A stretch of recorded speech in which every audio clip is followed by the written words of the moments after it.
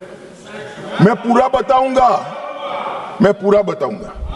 मान्यवर, 12 राज्य छत्तीसगढ़, तेलंगाना, आंध्र प्रदेश, ओडिशा, महाराष्ट्र, मध्य प्रदेश, झारखंड, बिहार, बंगाल, केरल, कर्नाटक का कुछ हिस्सा और उत्तर प्रदेश के 3 जिले, ये पूरा रेड कॉरिडोर बनाकर रखा और वहां कानून का शासन समाप्त कर 12 करोड़ लोग गरीबी के अंदर सालों तक जीते रहे, किसी ने चिंता नहीं की। हजारों युवाओं की मृत्यु हुई। एक एनजीओ की अगर मान ले तो इधर और साइड से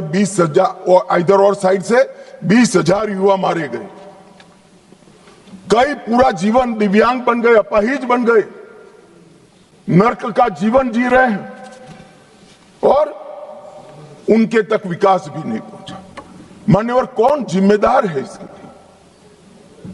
क्या इस देश की सबसे बड़ी लोकतंत्र की पंचायत ने क्षीर नीर कर इस पर चिंतन नहीं करना चाहिए? या अपने गढ़े गढ़ाई थियोरी लेकर घूमते रहना चाहिए?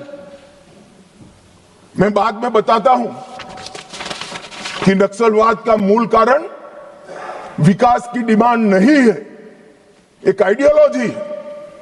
जिस आइडियोलॉजी को अपने राष्ट्रपति पद का चुनाव जीतने के लिए 1970 से इंदिरा जी ने स्वीकार कर लिया। ये वामपंथी विचारधारा के कारण नक्सलवाद फैला।